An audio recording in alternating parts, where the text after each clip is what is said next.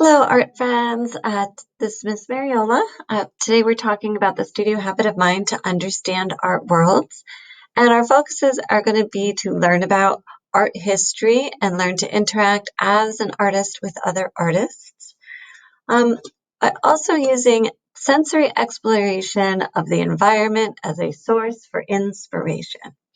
So we've talked about the word inspiration, and that means the things that inspire us or give us ideas for our artwork.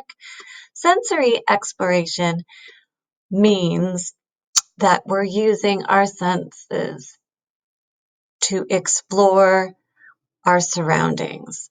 So your senses are things like what you see, what you hear, what you smell, what you taste, and what you touch. So those will be your sensories.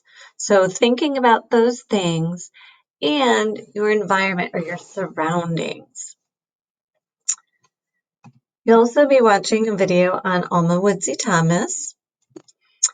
And in this video, the narrator lets you listen to some of the things that Alma Thomas listened to when she was getting inspired for her artwork, like birds and the wind through the trees and sunshine on your face.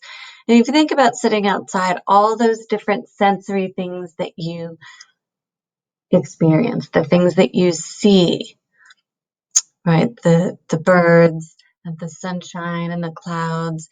You can feel the heat of the sun on your skin or the wind in your hair. You can smell the flowers outside. Those are ways that we use sensory exploration of the environment to inspire us. So this video talks about how Alma Thomas did that.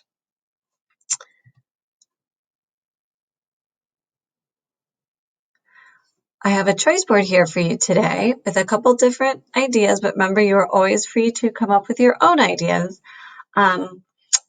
One thing, you could create artwork kind of like Alma Thomas and use a radial design like she did, which is to go around in a circle using materials of your choice. You could use Legos to create a radial design, blocks, toys, markers, crayons, where you could draw it with crayons, or you could actually use the crayons to create a radial design, like we used found objects last week. You could imagine your favorite place. Is it the forest or the beach? Think about what senses you experience when you're in those places. If you're at the beach, are you hearing the waves crash onto the sand? If you're in the forest, are you hearing squirrels running from tree to tree? Think about what you see, what you feel, what you hear, maybe even what you smell. Are you out camping and you can smell the campfire and the s'mores cooking? And then create artwork that expresses these things. You could also just look out your window, or if you have your parents' permission, go outside and create art using color to express what you see, hear, smell, or feel as a way of using your sensory exploration of your surroundings to create artwork. All right, now it's time for you to go be artists. Please use the attached Flipgrid link to share the wonderful works of art you've created. I can't wait to see what you've created, and I can't wait to see you next week. Bye-bye for now, and go be artists.